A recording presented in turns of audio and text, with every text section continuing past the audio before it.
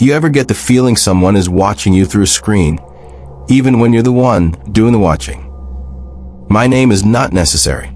Names don't really matter in HR anyway. To most people, we're just the department that sends awkward emails, schedules uncomfortable meetings, and appears in your inbox right before your weekend gets ruined. I worked night HR for a remote software company based in Austin, Texas. Fancy title, boring reality.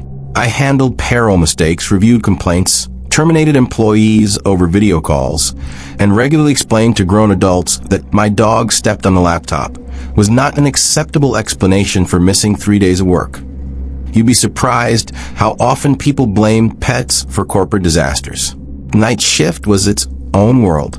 The daytime staff went home around 6, and after that, the office changed. The bright energy disappeared. What was left were rows of empty desks, dark windows reflecting the room back at you, fluorescent lights that buzzed like trapped insects, and a coffee machine that made more noise than any human being in the building. Sometimes I'd hear sounds from the hallway and realize it was just the air vents settling. Sometimes I'd hear footsteps and realize it was only mine echoing back. Most nights were routine, boring even, until one employee made me afraid to open LinkedIn or check who was online. It started when we hired a new overnight data analyst named Ethan Vale. On paper, he was everything management dreams about and coworkers resent. Perfect resume, strong references, advanced certifications, no employment gaps, no salary negotiation. He accepted the offer in under 4 minutes. That alone should have bothered me more than it did. His interview was voice only. He apologized, said his webcam had been damaged during a move. That happens. People spill coffee, drop laptops, make excuses. His voice was calm, clear, polite. Every answer was sharp, immediate, almost rehearsed, but not enough to raise alarms. At the time, he just sounded prepared. Then I noticed his activity status. Always green, always active. At first, I thought it was a glitch. Our system had plenty of those. But Ethan stayed online through everything. Sundays, federal holidays, Thanksgiving, Christmas morning, 2 in the morning, 14 minutes past midnight, 3 hours after scheduled maintenance shut the servers down for everyone else. Somehow, Ethan remained active. And every single night, at exactly 3:33 a.m., an email would arrive. Clean subject line, perfect grammar, attached reports already finished. No typos, no delay, no variation. Like clockwork. I laughed about it once to a coworker and said honestly if he was human, I wanted him training the rest of us. I said that as a joke. I stopped saying it when Ethan replied to an email I hadn't sent yet. Policy eventually caught up with him. Every remote employee had to complete a mandatory video verification update. Standard procedure. I sent Ethan to notice myself. Before I could even set my phone down, his reply appeared. Available by text. Unable to join camera. I tried again the next day. Same message. Same punctuation. Same spacing. Sent back in seconds. Morning, midnight, lunch hour, 3 a.m. It didn't matter when I wrote. The response came almost instantly, as if it had been waiting for me. No typing bubbles. No pause. Just there. That's when I started pulling system logs. Ethan never logged out. Not once. No meal breaks. No idle time. No password resets. No missed deadlines. For 7 straight months, his account showed continuous activity. Even machines need updates. Even obsessed employees sleep. Ethan didn't either. Then other staff started mentioning small things. On muted team calls, they heard faint breathing through Ethan's line. Slow, steady, like someone standing too close to a microphone in a dark room. Another employee swore she heard keys clicking after everyone had already disconnected. I wish I could say I stayed professional. Truth is, I stopped joking about Ethan Vale after that. Every notification sound made my stomach tighten. Every green status light felt wrong. Tell me honestly, would you report someone like that? Or just mind your business? Then payroll flagged his account. Direct deposit kept failing. And policy required address verification before another payment could be processed. Ethan's listed residence was an apartment in Denver, Colorado. Since no one from our company was nearby, the building maintenance worker agreed to do a welfare check and call me while he was there. I still remember holding the phone so tightly my hand hurt. He knocked first. No answer. He said the door moved when he touched it. Unlocked. The place was empty. No couch, no bed, no clothes, no dishes in the sink. Just bare walls and a layer of dust thick enough to show footprints. Except there were none. He kept whispering like someone might hear him. Then he noticed light under one door. Only one room had power. He pushed it open and stopped talking for 3 full seconds. I could hear him breathing. There was a desk, a monitor glowing blue in the dark. Our company dashboard was open. Ethan Vale's profile in the corner. Active now. Then came the sound. Sharp, fast keyboard taps. He swore no one was in the room. I heard the keys through the phone anyway. Click, click, click. Rapid. Precise. A second later, a new email landed in my inbox. Subject, present. Message. I was hired to never log out. We terminated the account that same morning. IT wiped credentials, disabled access, changed every password. It didn't matter. Every few weeks, someone still receives a completed report from Ethan's login at exactly 3:33 a.m. I resigned not long after. Night offices sound different when you know something may still be clocked in. Some people chase job security. Some jobs keep the employee forever. If you think that's bad, wait until I tell you what happened with our deleted intern account. Would you stay at that company? Comment below and follow for more true-feeling corporate horror stories.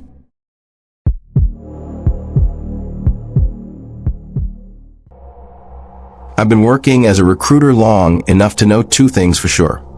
Everyone says they're detail-oriented, and nobody actually reads the job description twice.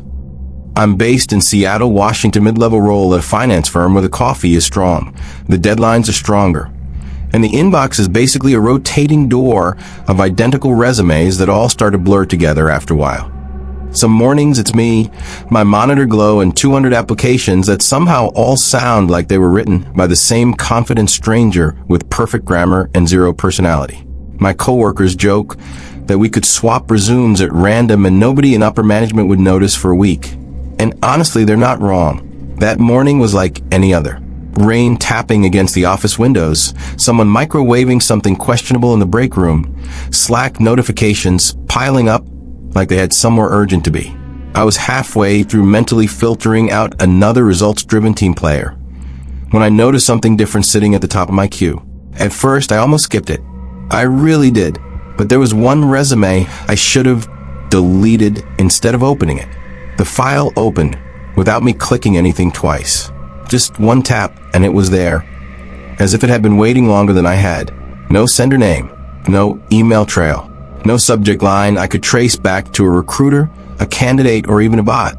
It wasn't attached to anything I recognized in our system. Not LinkedIn, not our ATS, not even the usual spam filters that catch everything from fake CEOs to urgent crypto opportunities. The resume itself looked wrong in a quiet way.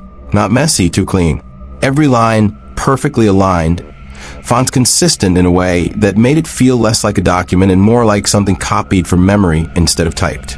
The candidates section wasn't about skills in the usual sense.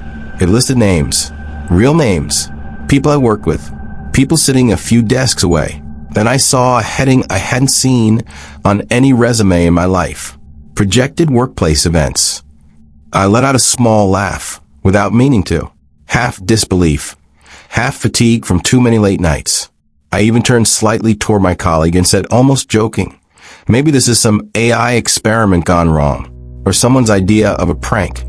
He didn't even look up from his screen, just shrugged, but I kept reading anyway. And that's when the air in the room started to feel different. Because under those projections, it wasn't random noise. It was specific, precise. It listed a resignation date for one of our analysts, exactly 2 weeks from today. Another line described a workplace accident in the kitchen. Nothing dramatic in wording, just cold descriptions like it had already happened and was being reported backward. I remember scrolling once, then again, slower this time, because every name I recognized was followed by something that hadn't happened yet. But something in me already knew it would. I told myself it was coincidence. That's what people always do when reality starts behaving a little too neatly, too structured, like it's following a script you were never meant to see. The first one was a junior analyst.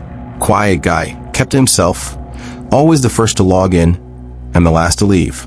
On the exact date the document had listed, HR announced his resignation. No warning, no rumors beforehand.